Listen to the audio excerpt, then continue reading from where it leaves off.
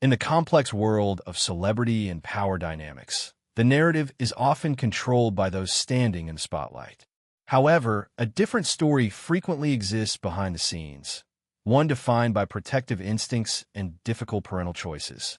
For years, the public has followed the public-facing journey of Blake, but a significant silence has finally been broken.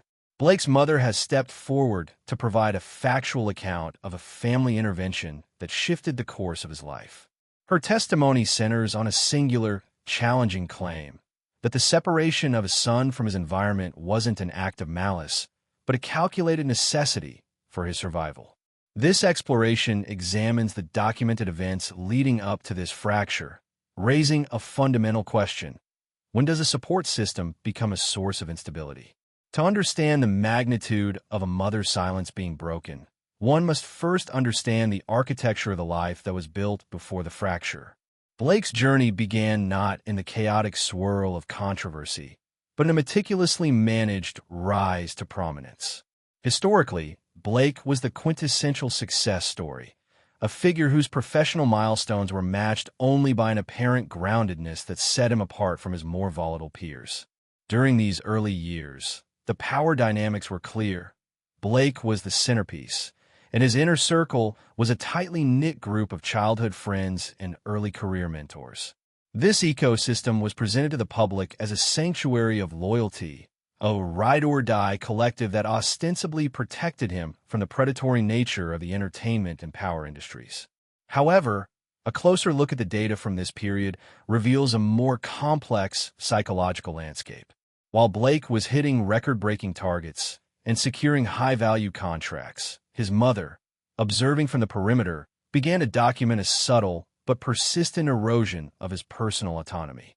Facts suggest that as Blake's financial and social capital grew, so did the influence of a specific subset of his entourage. This wasn't an overnight takeover. It was a gradual shift in decision-making power. Professional reliability, once a hallmark of Blake's brand, began to fluctuate. Public records indicate a series of personal leaves and scheduling conflicts that hinted at an internal struggle. Psychologically, this is a classic case study in the isolation of the asset. In high-stakes environments, a central figure can become so shielded by their inner circle that they lose touch with objective reality and with their primary support systems, such as family. Blake's mother observed the emergence of a yes-man culture where constructive criticism was replaced by constant validation of increasingly risky behaviors. She noted that her access to her son was becoming mediated by people whose primary interest was the maintenance of the Blake brand, rather than the health of Blake the individual. The early foundation of his persona was being reinforced with high-gloss marketing, but underneath, the structural integrity of his personal life was beginning to show cracks that only a parent could truly see. The public saw a man at the height of his powers, seemingly invincible and surrounded by a dedicated family of his own choosing. But behind closed doors, a different paper trail was being established, one that recorded a growing list of concerns regarding his physical safety and mental clarity. This tension between the public image and the private reality created a volatile environment that was destined to reach a breaking point. While the world celebrated Blake's outward success, a series of private incidents began to create a paper trail of concern. What were the specific documented warning signs that finally led his mother to believe his current environment was no longer a sanctuary, but a direct threat to his life? The transition from concern to crisis is rarely a single event. It is usually a compounding series of failures. For Blake, the catalyst of concern was rooted in a sequence of documented irregularities that made it impossible for his family to remain on the sidelines. Between the second and third year of his peak fame, internal reports surfaced regarding a string of missed professional engagements, events that weren't just no-shows, but involved thousands of dollars in lost revenue and potential legal breaches. Financial audits, later alluded to in family testimonies, began to show unexplained outflows of cash, often directed toward the personal expenses of his inner circle rather than Blake's own investments or legacy. Psychologically, the impact on Blake was visible to those who knew him before the fame. Observers noted a change in his affect, a shift from engagement to a state of functional dissociation. He was present in the room, but he was no longer the one making the calls. His mother's journals from this time, later cited as part of her decision-making process, describe a son who was increasingly paranoid and physically exhausted. The data regarding his health during this period is particularly telling. There were several unpublicized emergency room visits related to exhaustion and dehydration, terms often used in the industry to mask more severe psychological or substance-related breakdowns. The turning point arrived when a specific incident occurred during a high-profile international tour. According to sources close to the family, Blake was found in a state of complete disorientation, surrounded by individuals who were reportedly encouraging the very behaviors that led to his collapse. When his mother attempted to intervene via phone and through legal representatives, she found herself blocked by a wall of non-disclosure agreements and protective security details. This was the moment the power dynamics shifted from a collaborative effort to a hostile standoff. The environment was no longer just unhealthy. It had become a vacuum where Blake was being consumed by the needs of those around him. His mother's factual realization was stark. The social circle he had chosen and the lifestyle they promoted had become a feedback loop of destruction. The psychological grip of the entourage was so strong that Blake was reportedly unable to recognize the danger he was in, viewing his mother's concerns as an attempt to stifle his freedom rather than a plea for his survival. The stakes had moved beyond reputation. They were now firmly centered on life and death. As the internal pressure reached its limit, a choice had to be made that would change their lives forever. But how do you execute a physical and legal separation when the person you're trying to save is being held captive by their own belief that they are exactly where they belong? When the decision to intervene was finally made, it was executed with the precision of a tactical operation rather than a family discussion. Blake's mother, working alongside a team of specialized legal counsel and medical interventionists, determined that a hard reset was the only viable path forward. This decision was based on a harrowing realization. A gradual withdrawal would allow the surrounding influencers to tighten their grip or potentially move Blake to a location where he could not be reached. The intervention was factually grounded in the legal concept of duty of care, a principle that suggests immediate family members must act when an individual is deemed a danger to themselves or is being exploited. The logistics of the separation were complex. It involved a multi-state legal strategy to secure temporary guardianship or conservatorship, a controversial tool that is often the only way to break a cycle of high-level exploitation. The factual evidence presented to the courts included medical assessments of Blake's cognitive state and financial records showing systematic depletion of his assets by third parties. This wasn't about taking over his life for personal gain. It was about creating a physical and legal barrier between Blake and the individuals his mother termed the enablers. The emotional and psychological fallout was immediate and visceral. When Blake was removed from his immediate environment, he was not a willing participant. He reportedly viewed the intervention as a betrayal, a psychological response common in individuals who have been groomed to believe that their inner circle is their only true source of safety. This is known as trauma bonding, where the victim remains loyal to the source of their instability.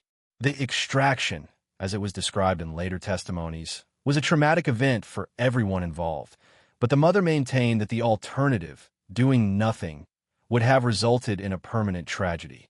Publicly, the narrative was chaotic. Because the legal proceedings were initially sealed, the media only saw a disappearance and a mother being accused of kidnapping her own adult son. The individuals left behind by the intervention immediately went on the offensive, using their social media platforms to frame the mother as an opportunist seeking to control Blake's wealth. This created a massive public relations battle that added another layer of psychological stress to an already fractured family. The mother stood her ground, fueled by a singular, fact-driven conviction. Her son was alive, and for the first time in years, he was safe. The separation was successful, but the public narrative was immediately hijacked by those left behind. What happened when the separated parties began to tell their own version of the truth? And how did Blake react once he was finally out of the influence of his former circle?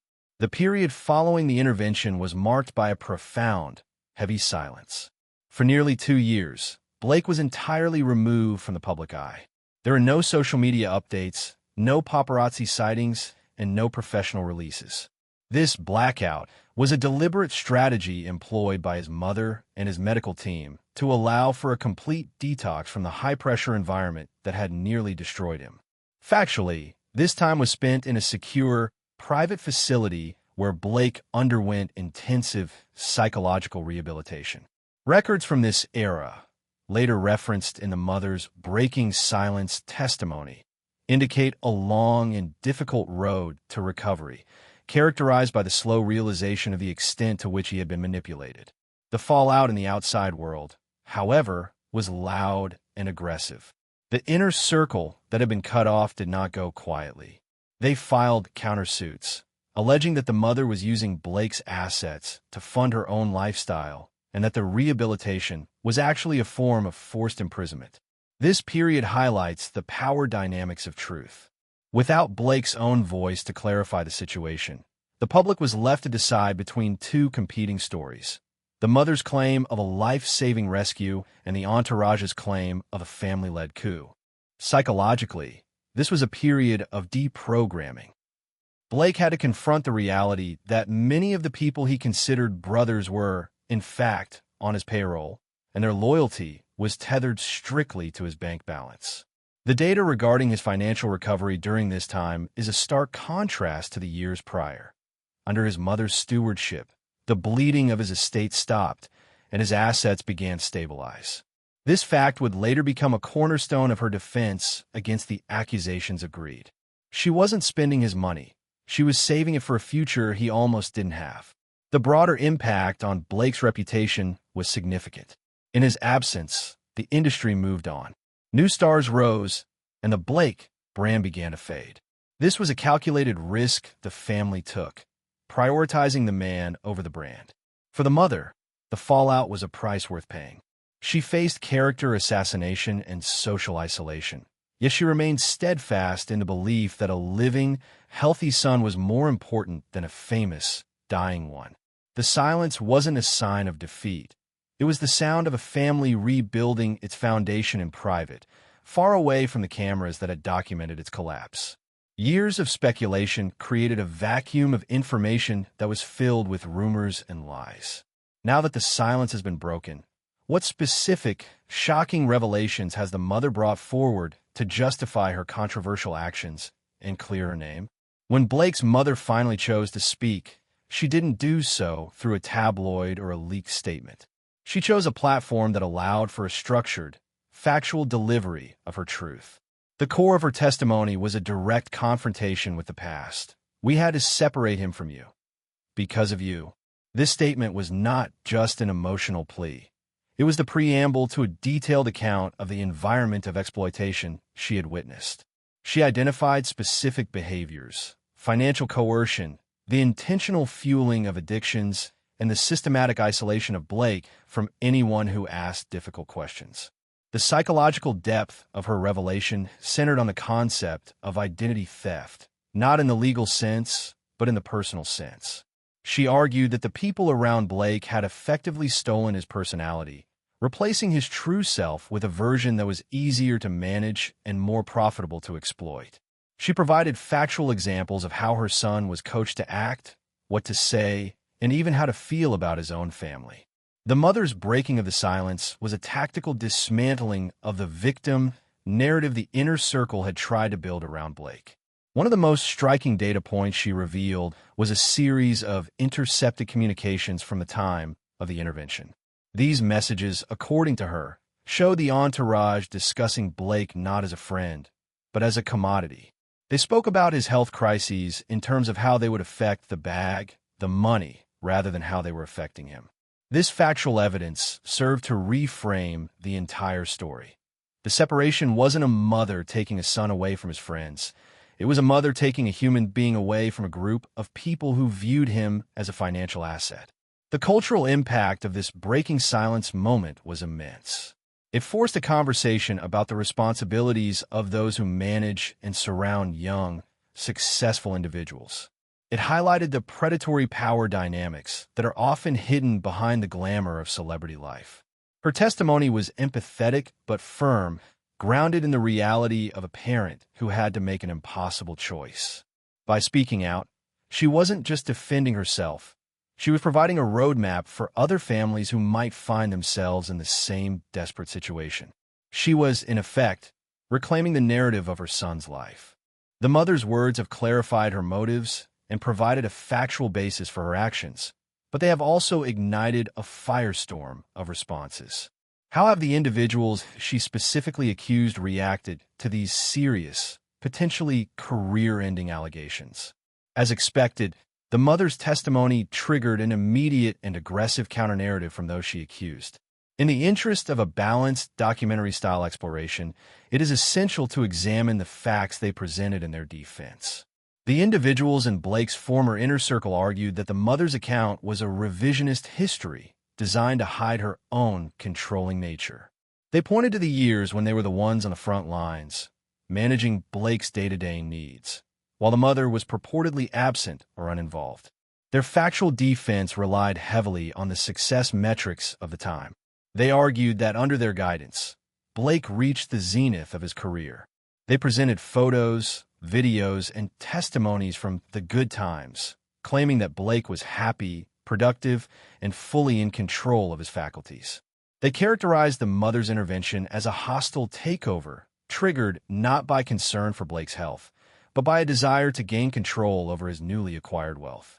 Psychologically, this is a classic gaslighting tactic often used in power struggles, redefining the protector as the predator. This chapter explores the psychological power dynamics of the choice. Was Blake saved or stolen? The counter-narrative focuses on the concept of adult autonomy. The entourage argued that even if Blake was making mistakes as an adult, he had the right to make them. They framed the mother's actions as an infringement on his human rights, using the legal struggles of other high-profile conservatorship cases as a comparison. They presented data suggesting that Blake's professional value plummeted the moment she took over, implying that her protection was actually a form of career sabotage. The factual conflict here is significant. On one side, you have a mother presenting evidence of a life-threatening crisis.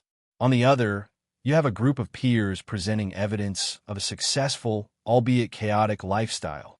This section of the script highlights the gray zone of celebrity management, where the line between a supportive friend and a paid enabler is almost impossible to find. It asks the audience to consider the facts of the outcome. If the other side was truly looking out for Blake, why were his health and finances in such a state of decline before the intervention? With both sides of the story now public and the evidence conflicting, the focus shifts back to the person at the center of it all. Where does Blake stand today? And which side of this war for his life does he finally support? Today, the facts of Blake's life paint a picture of a man in the middle of a profound personal evolution. Now that he has reached a point of stability, the reality of his current situation is much more nuanced than either side's narrative initially suggested. Blake has gradually re-entered public life, but on his own terms. Fact-based updates show him involved in smaller, more meaningful projects, often related to mental health awareness and the protection of artists' rights, a direct reflection of his own experiences. The most significant factual development is the state of his relationship with his mother. While she was his rescuer, the psychological aftermath of a forced intervention often leaves deep scars. Reports indicate that while Blake credits her with saving his life, their relationship has had to be entirely renegotiated. They are no longer in a guardian and ward dynamic. They are working toward a healthy mother-adult-son relationship. This is a crucial data point. It proves that the intervention was not about permanent control, but about a temporary necessity to reach a state of autonomy. Psychologically, Blake's journey represents a reclamation of self. He has reportedly cut ties with the majority of his former entourage, a fact that speaks volumes more than any public statement could. The data on his current financial health shows a diversified portfolio and a much more conservative spending habit, indicating that the lessons of his past have been internalized. He has moved from being a commodity to being a person again. His story serves as a case study in the possibility of recovery, even after a near-total collapse under the weight of fame and exploitation. The cultural impact of his return is measured by the shift in how the media covers him. He is no longer the unreliable star, but a survivor. This transformation is grounded in the hard work of rehabilitation and the difficult choices made by his family. It hasn't been a Hollywood ending. It has been a realistic, often painful process of healing. Blake's current reality is one of quiet stability, a stark contrast to the high-decibel chaos that defined his early 20s. The immediate crisis may be over, and the healing has begun, but the debate over the ethics of the mother's choices remains a major talking point in the industry. What does this case teach us about the price of protection in the public eye? And could this happen to someone else? As we conclude this exploration of Blake's journey and his mother's decision to break her silence, we are left with a powerful reflection on the nature of power, family, and survival. The facts of the case demonstrate that in the high-stakes world of celebrity, the most dangerous threats often come from within the inner circle. Blake's story is a testament to the fact that sometimes the most loving act a parent can perform is one that initially looks like a betrayal. The power dynamics shifted multiple times, from Blake to the entourage, then to the mother, and finally back to a healthier, more autonomous Blake. The legacy of this story is found in its factual outcome. Blake is alive, he is healthy, and he's in control of his own future. These are metrics of success that far outweigh chart positions or bank balances. The mother's statement, "We had to separate him from you because of you," has become a definitive summary of the protective intervention model. It highlights the psychological reality that an environment can become so toxic that the only way to save the individual is to destroy the environment. From a broader perspective, this case has had a tangible impact on how talent is managed. It has led to calls for more transparent oversight and better mental health support systems within the industry. It has humanized the celebrity by showing the fragile human being underneath the persona. The facts presented throughout this script offer a balanced look at an impossible situation, acknowledging the trauma on all sides while ultimately focusing on the positive transformation of the subject. Blake's mother, by breaking her silence, has ensured that her son's story is no longer a mystery or a tabloid headline. It is now a fact-based narrative of a family that refused to let their son be consumed by a system that viewed him as a product. The final insight is a reflective one. In a world that often values fame over well-being, the most radical act of love is the one that prioritizes a person's soul over their success. Now that you've learned the facts behind Blake's family intervention and the mother's reasoning for the separation, how do you think these types of private family decisions should be balanced against a public figure's right to independence? It's a question that continues to shape the future of celebrity culture and parental responsibility.